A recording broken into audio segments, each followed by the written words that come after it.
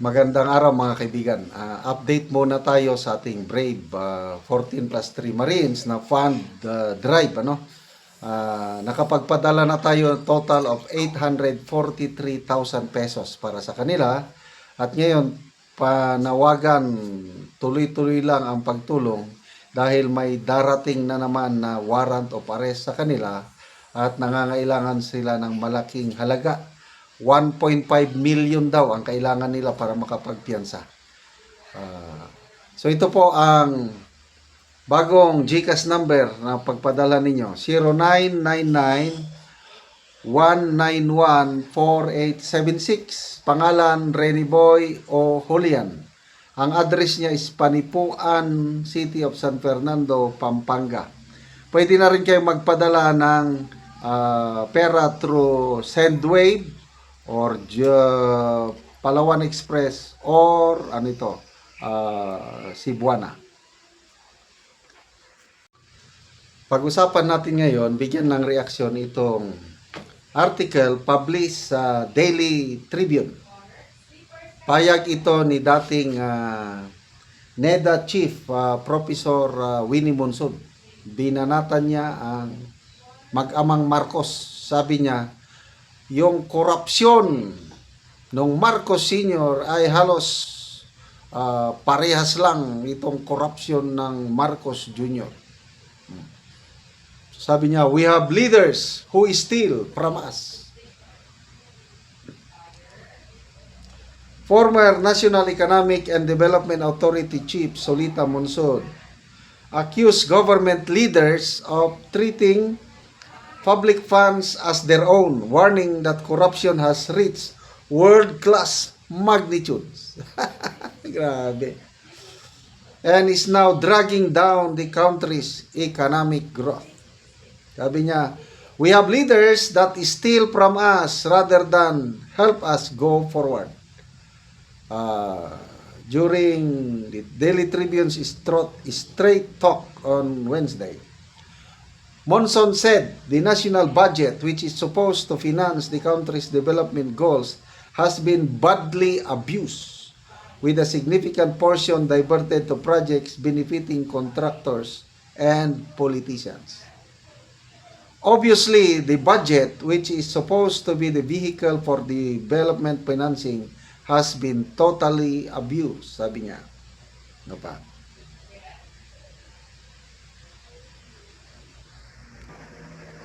Okay, dagdag pa niya, I think maybe about 30% of that budget is not being used for development financing.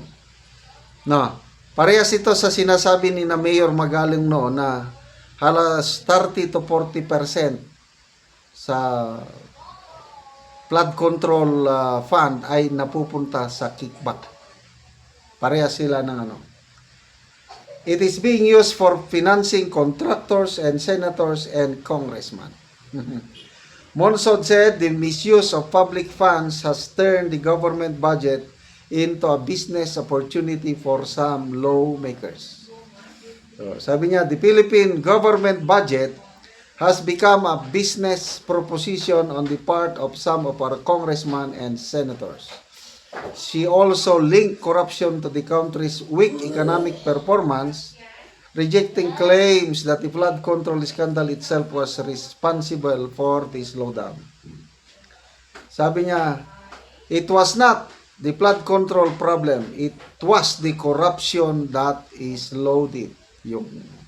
Kasi corruption has become, it's way past my mind. It blows the mind. The corruption that's going on today, parang yung corruption of yesterday was nothing compared to what's going on today. And then comparison.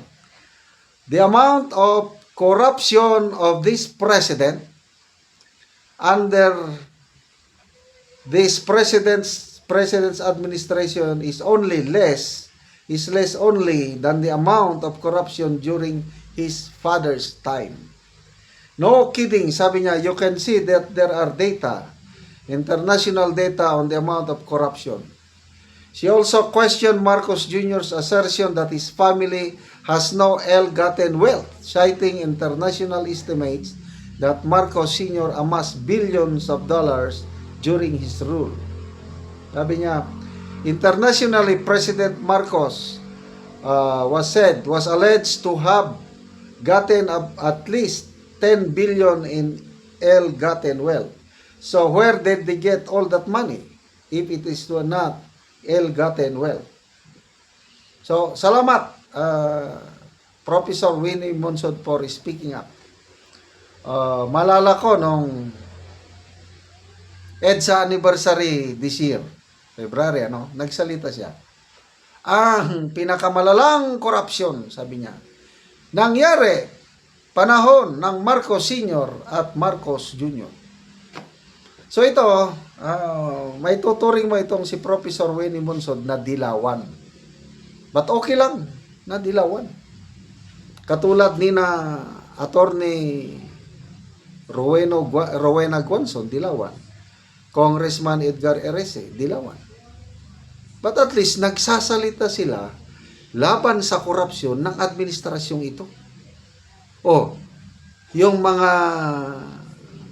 nagmamalinis na mga dilawan, example, Kiko Pangilinan, sina Risa Ontiveros, nasaan na? Tahimik na sila pagdating sa korupsyon ng administrasyong ito. Kahit nga si Madam Leni Robredo, nakatanggap lang ng 500 million para sa repair ng Jesse Robredo at Coliseum sa Naga.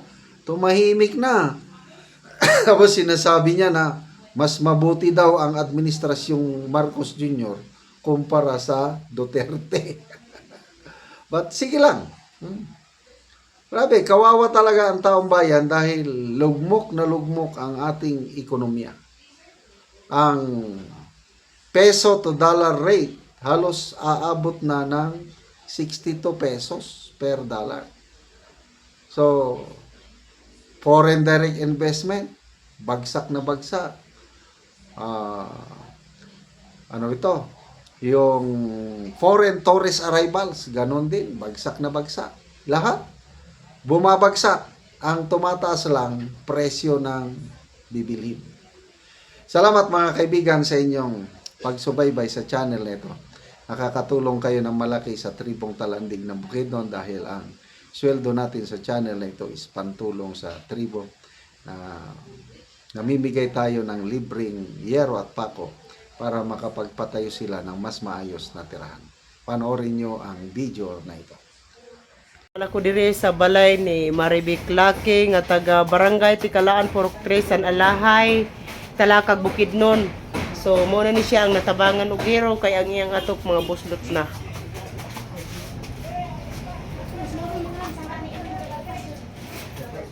Og mo na ni ang gihatag nga yero nga napulo kabuok nga di 8.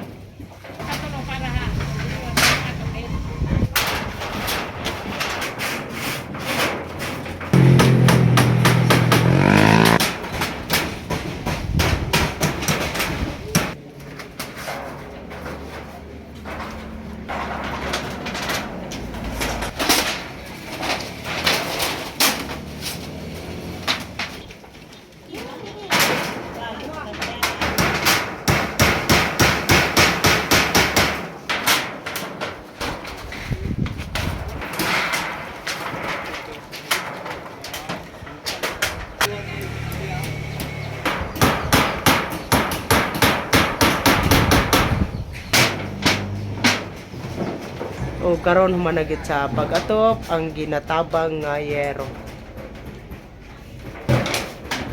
Ang una, salamat sa Ginoo nga dungog niya ang pag-ampo nga dungog ang pag-ampo nga nainabangan niyo siya. Oo, so pila na to katuig ang imong atop nga gitanggal, nga gipulihan karon sa gitabang nga yero? 29 na katuig. 20 na to katuig. Nga naman sukad sa 20 katuig, wala gid ka nakapuli katop. Kung isa kawad-on. Tungod sa kawad-on nga pagkakura at mga uno-naon, Taman ra gid sa kaon. tama na sa kaon, Mm. na wala tayo katigo nga balik nato sin mo sa karon. Nagpasalamat ko nga aniya nakaatop na gid ni. Salamat kayo.